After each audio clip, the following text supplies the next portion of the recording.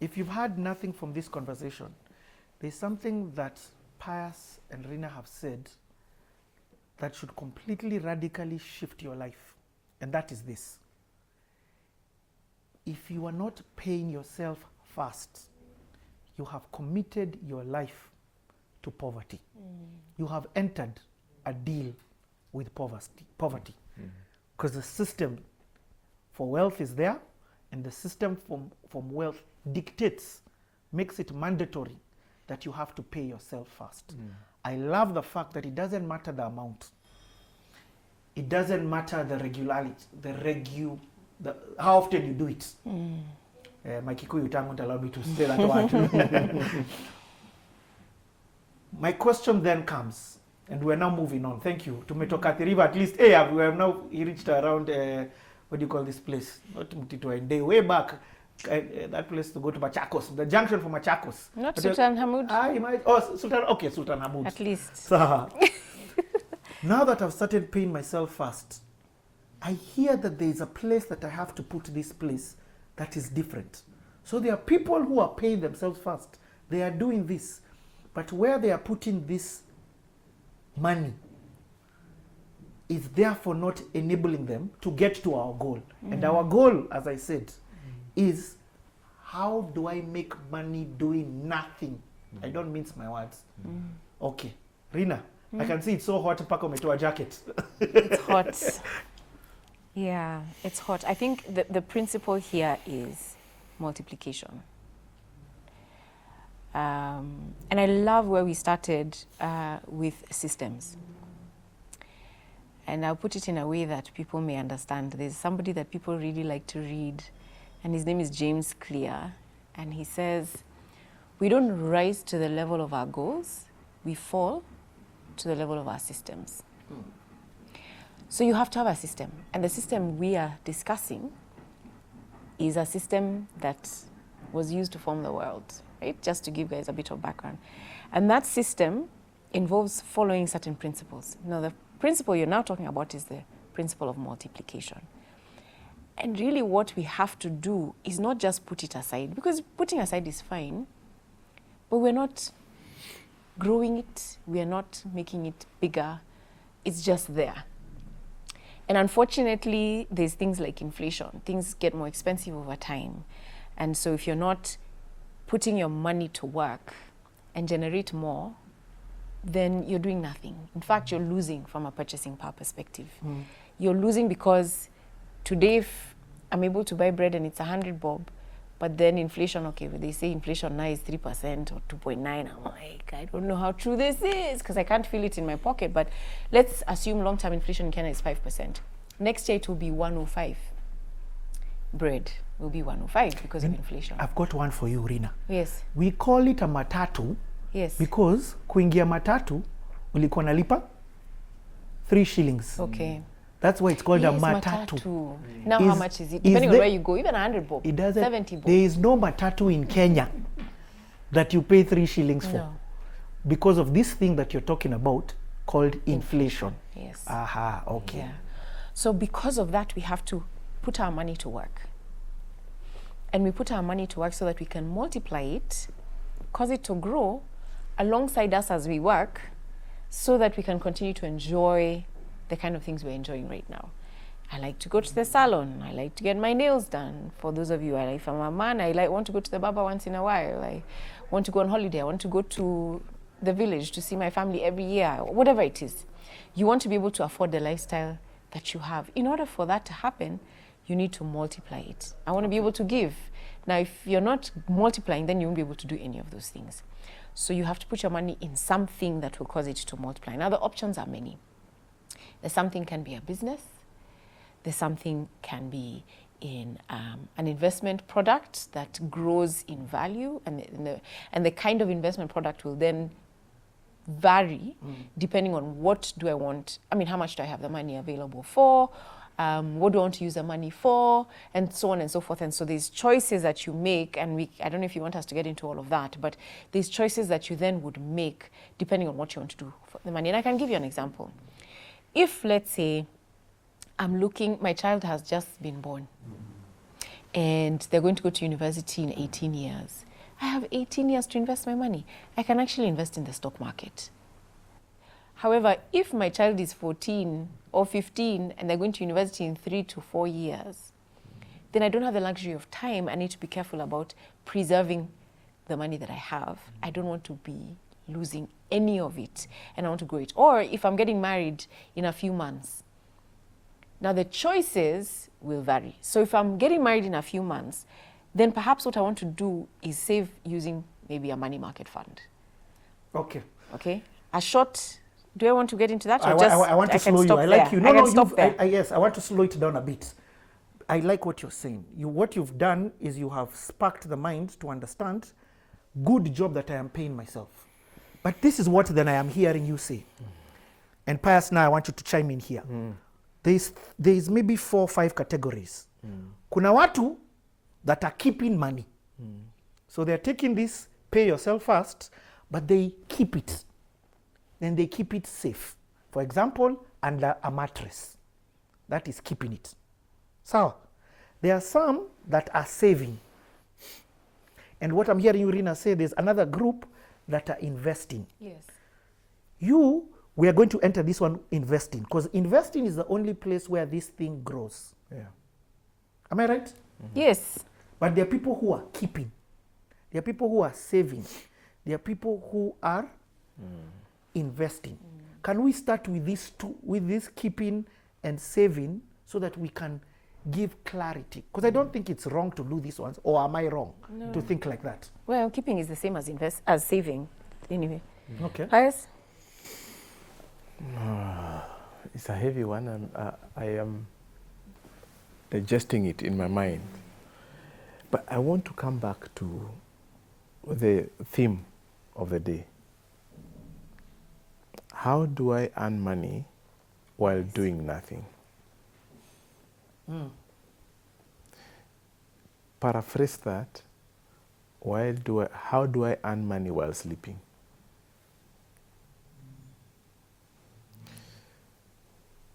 So the key thing here, the key words here, is nothing, while doing nothing, And sleeping. or while sleeping.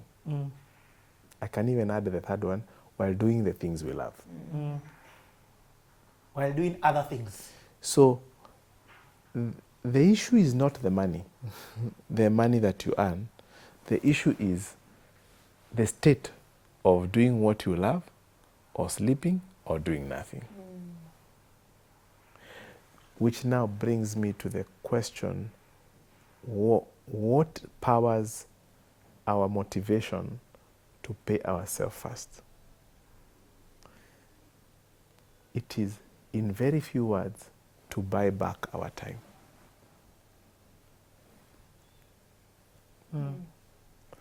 You're buying your time. You see, today, right now, you put 1,000 bob. You can use that 1,000 bob to pay somebody else what you are doing, so that you can have those hours back.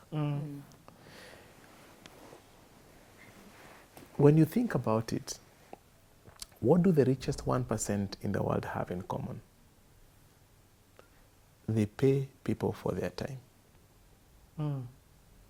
They buy time from people. You get? What do the rest of us have in common? We sell our time to them. True. Yeah? I'm developing this slowly.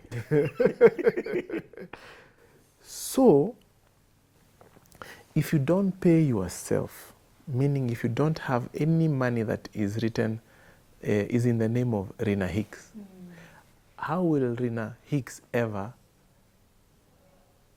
have time to herself?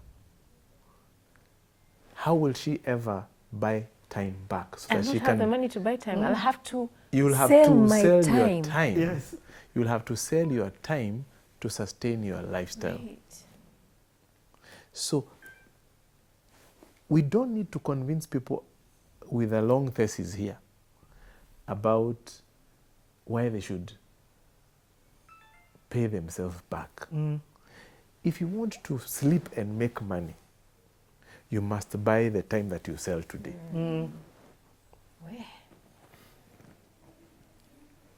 Are we together? So that brings me to those, how do we make money? You make money, number one, the simplest, by selling our time. You sell our time. The second way you sell money, you make money, is by selling money. You sell money. You say, I have 1,000 bob. You get, Here is my 1,000 bob, Rina. Manage for me, generate cash flows for me. You have given you, or you give me something in exchange for my money. You get. So I'm giving you, I'm buying back. You going to work where I would have worked. So I've bought Rina's time with my 1,000 bob, so she works for me. You get, So, and the third one is by selling goods or services, or selling goods and services, and we'll get there. So, it is so important, first and foremost, that it is clear in our mind why we pay ourselves first. I want my pie chart, which had no pies before. It takes out my landlord so that I don't have to sell my time for him. It goes to all the restaurants that I go. It goes clearing as many people as possible, so that now I have my time. It is now people who I buy their time. And they're the ones now. In fact, oh my God, I've remembered something I used to say in my young days. I used to say, if you want to get rich, impose yourself in other people's budget. Wow. Simple. The simplest way to become rich. Impose yourself on other people's budget. Meaning? Meaning, let me nifafanua. Do you remember when Safaricom launched their data product? Not really, but you can remind us. Yeah? Data. When they said now you can actually, do you remember when you used to have, the only way to access internet, you need to have data. Dial up. Yes, you need to dial up. Do you remember we used to put our data on and then you put your data off? Yeah. Because it will just be consumed, isn't it? But let me ask you, right now, how many people in this room have turned off their data? Our taps are open. As we are sitting here, we are paying Safaricom, one way or the other. Because we are consuming data. We forgot that there was a switch on and switch off button. You get, So Safaricom has imposed themselves in our budget. Every family. Pay Safaricom. Yes. Every family must budget some Safaricom money. It's true. Yeah. And that's why they are making 300 billion shillings plus in a year. But you know, they revenue. didn't start by thinking, how do we impose ourselves in people's budgets? No. They started with, what problem Do we solve? We're helping Exactly. people. Thank you very much. Because I just wanted to bring it out in a very crude way. If you want to be wealthy, and to be wealthy is to have cash flow coming in without stopping, you must be appearing in someone's budget every month. They are paying you. And the only way to do that is, first of all, you must pay yourself first. You must start by buying your time. And you start, so that with the money that you're putting together, that is accumulating, whether in savings, we'll get to that, you start buying time from other people. Maybe let me take a pause there. Okay. Okay. Rina,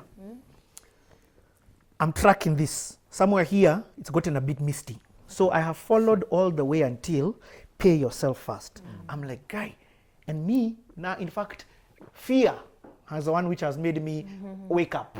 Because if I don't pay myself first, poverty. And we all running away from poverty. I don't want to deal with poverty. So, but then you have said something that I like. You have said, where you put this money, you can't just save it, and 1 shilling that you gave, you go later on when it's time to pay people back, you take that 1 shilling. That where you have put it has to look more than 1 shilling. You have to go back and say, that 1 shilling that I put is now 4 shillings, or even 1 shilling and 20 cents. That is fine. But hearing it is still 1 shilling means I am still in this deal. Yeah. I'm still in this deal. So my question then becomes, and now I want us to talk Where do you go? where somebody watching this would understand. And there are places people put money. Let me even now open up. People put money in circles. People put money in bank accounts in various different places. You get? People put money under their pillow. People give this money to people who are in businesses. People give this money to companies like yours, both of you who are seated here. People give money to companies like yours and they lose it. People put this money in a thing like land, real estate. There's all this different, and we can't in this video cover all of them. But I want us at least to have an idea of, if I want to then, Where do you pay yourself first? yes, that is what I'm trying to get to in this thing. Because here's where I'm feeling like we're losing people, myself included. Yes. How do I stay on this thing? Sitaki kutoka Sultan Hamud. Okay. Yeah, so when you're thinking about where to put your money, let's just say, for instance, there's only businesses that are available that I can invest in. Or maybe people. Let's start with people. I have different people that are before me, and I'm thinking about where can I invest. There are certain things I'll ask myself. Let's just exchange with you, Richie. So, What are some of the things that you want to know about the person before you give them the money? Because they are all saying they will make you more. One is, I don't know, he runs a mkokoteni business. He delivers pineapples, takes them from Mudhurwa market, takes them to Westlands, sells them at whatever, but he needs capital. Another one runs a hairdresser. Another one, and one of them says, by the way, this thing, it's going to make you money. And it's going to do the best thing ever. Now you need to decide which of the 5 are you giving your money to. So you have to begin by asking yourself, where do I put this money? Who can I trust? Who will return my money? What are some of the things that you have to ask yourself? The first thing is, what do you think the first thing is? Or anything, one thing. Are they good at what they do? Are they good at what they do? So if somebody says, I've started hairdressing, and the first thing I'll ask them is, how long have you been doing hairdressing? Oh, I just started. Have you graduated from any school? No, I learned from my sister. I cannot give you my money. So the thing is that we trust so easily. There are certain questions you have to ask yourself. Who am I giving my money to? How long have they been in the business of managing people's money? Are they regulated? Or are they under a system that makes sure that they do what they're claiming to do with the money? How much are they making? How much have they made in the past? And has it been consistent? And so you have to start checking those things. When can I get my money back? Because I also need to check my personal circumstances. How much money do I have to invest? So when you assess, these are my personal circumstances. I'm saving, or I'm putting money aside for this thing that I want to do, or I have this amount of time. This is the amount of money I have. I can't take any risk, or I can take a little bit of risk because I have more time. Then I make a decision on where to put my money. So that's the first thing you assess. First of all, what you have, your personal circumstances, and then now you assess the options that are available to you. So I usually like to put it in Maslow's hierarchy of needs, and I don't want to go there, but let me just sort of summarize, It's a pyramid that we all understand, those of us who've been to any kind of school, because there's a level of, we have needs. Yes, we have needs. You need a house, or you need a shelter. You need to drink water. You need electricity. You need Wi-Fi. But beyond that, I want to be able to have a coffee with my friends. I want to pay for school fees for my children. I want to be able to enjoy spending time with my parents. I want to be able to, there's certain things I want to be able to do to fuel my car. Then beyond that, I don't want to just live for myself. I want to do what Pius said, be a blessing to people. And so if I'm to do those things, I need to invest my money or put my money when I've paid myself first in something that will enable me to do those many things I've just talked about. So depending on the need I have, then I have to put my money, the one that I've used to pay myself, in either of those things that will get me there. So where do we begin? First of all, I need to make sure that I have what we call a safety net, something that can protect me from the worst thing happening. And it's very simple. And I think it's Ecclesiastes 11 that says, from verse 2, that we have to put our money aside and we invest it in this and the other, because we do not know what disaster will come upon the land. Not if. What disaster. We don't know whether it's COVID or mpox or a war or an earthquake. We don't know what disaster. So disaster is coming. We don't know what it is. And so because disaster is coming, I have to invest my money. But I don't just invest in one thing. I have to put it in different things because, first of all, I don't know which one will work. Yes, I can do all the assessments that I want to do, but I have to be careful. And so the first thing I suggest is that you put money in safe places that will help you when the disaster has come. For example, I can put my money in I'll say it again, a money market fund for my emergencies. I can put money in an insurance policy for my healthcare, because if I get sick, then I don't want to have to remove money from my pocket every time I need to go to hospital, because sometimes those fees can be so high. I'm paying a premium or some money to the insurance company every year, so that when I do fall sick, I have this to fall back on. If I'm a single parent and I have a child, I want to pay for an education policy because I am ite. And so if something happens to me, I want to know that the child is taken care of.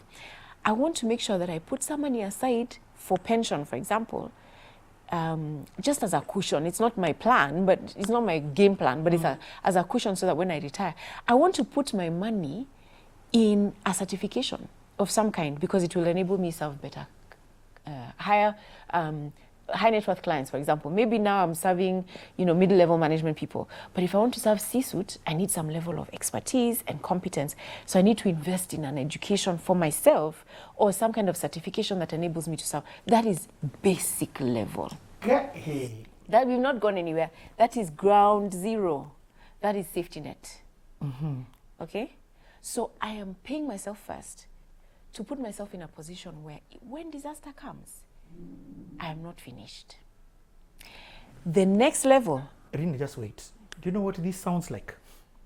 This sounds like a lot. Oh, I'm sorry. No. Here. No, and I want to be real about this, because what if I am a doctor? Okay. When do I have the time to start thinking about 9 of these places? I have a full-time job. I am a content creator. My job is to focus on getting the right people to sit here and have conversations. Thank you. With this. Yeah. I'm being Fair honest. enough. Yeah. You get, when do I have time to go and assess all these different land, go to the land control board, find out, am I allowed to divide 50 by 100s here?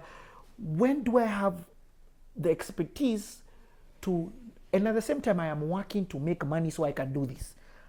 So what I'm trying to say is, this sounds and feels like a lot. Okay. Everywhere you have walked with me, here is where now it starts saying, imagine hapa, hii ni kazi ingine. So that is why Yes. we have people and companies like we do. Okay, Pius is from Nabo Capital. I'm from Faida Investment Bank. We're in the business of helping people grow their wealth. And so what do? Somebody walks through the door and they say, look, I have paid myself.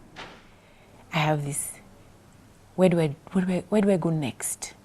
And so we understand their circumstances. We even take them through questions that helps us understand what is their risk level? How much time do they have? What do they have dependents? Then we'll ask questions around insurance. Okay, so perhaps you need to talk to somebody. So we go through a process of understanding where somebody is at. And then we can tell you, imagine, this is all great that you've invested, but we need insurance, okay? And these are the different places we can get insurance. Let me call a guy, because we're in the financial services industry, we will help you.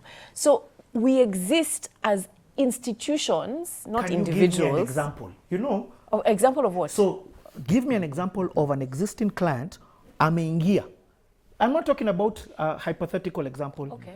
Has somebody, give me, of course you don't have to say their name, Yeah. but give me an example. Has somebody walked into your company? Very many.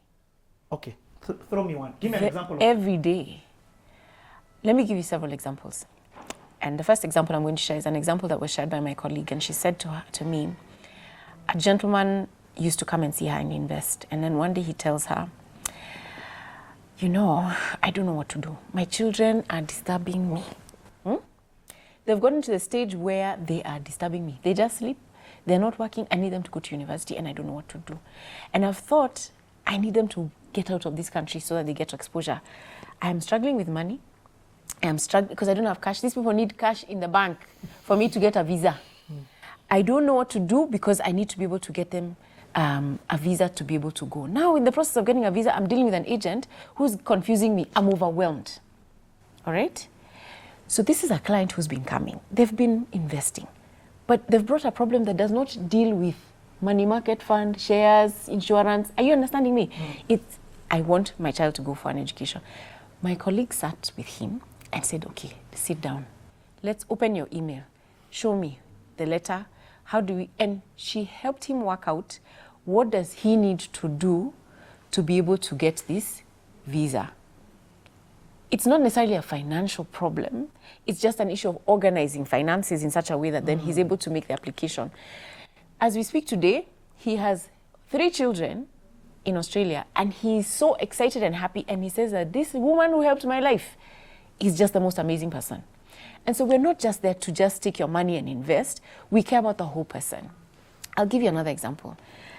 A lady who was 52 years old reached out, and she said, I have never, as in I am so jaded from my marriage, from investing in land and losing. I don't invest. In fact, now I have millions, but it's in a current account because I cannot do this again. And I told her, you can't. And what was her problem? I want to retire comfortably. Now, she came and she shared that, and I told her, imagine, I understand what you've been through, but this thing works. And I shared examples and stories, and I took her through. We walked a journey. I met her in 2021. Today, 2024, my goodness, she has interest income, she has dividend income, all right? She makes money doing nothing. She makes money as she's sleeping, and she's well on her way to retiring comfortably.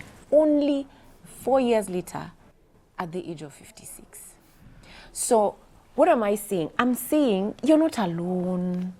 You're not alone. And that's why we've been gifted differently. Man shall not, no, it is not good for man to be alone. It is not good for man to be alone. And it didn't just refer to a wife, to Adam. I'm talking about the fact that you need to work with people. Yeah. You're not an island. And so find others that you can work with. Who are you surrounding yourself with?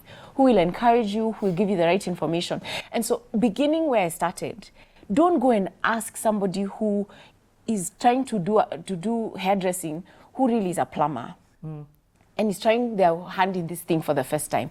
Don't listen to people who are creatives, who are trying their hand in finances, to then now tell you where to put your money. Why? Right? Go to the one who has been there, made losses, learned from it, and grown as a result, and can then hold your hand and help you. Because the mistake people are making is hearing you can make 20% per month, running there and believing they can do well. Richie, you need to tell your crypto story. Do you understand? Wacha kuchoma. So, no, we've walked a journey together. Wacha kuchoma, Rina. Pius, over to you. So, bottom line, yes. You're not alone. Yes. Surround yourself with people who know what they're talking about, who've been there, have done their time, and understand how to create wealth, and who are in an institution where you can get served and they serve the whole person. It's not just about trying to make money from you. Because it's important that people cover the 3 bases: your security, your ability to continue to sustain your standard of living, and your ability to then do amazing things where your purpose is concerned. It's not about just making money. So you need to surround yourself with the right people. You know, Pius, I want to throw this to you. Because This, Receive it. yes, you receive it. You're receiving this one. And remember, money now here is where money is very emotive. Yep. Because money allows you to buy time. And you don't want to lose the money because it means, again, that you're saying of this time thing that you're losing. Yeah. So this pay yourself first. Yep. Now here's where it becomes difficult because you're asking me, what I'm hearing is that this thing takes, for me to make it get to the level that I want to get it to, I have to release it. Is there any billionaire who handles all their money? Hey, no. Okay, let me ask you. Are you guys managing all your money? No. Kwanza, let me tell you, I'm the worst manager of my own money. I can tell you that for a fact. It is too much work, Richie. But you are asking Pius. Let me keep quiet. Okay, no. Pius. It is getting hot here. It's hot.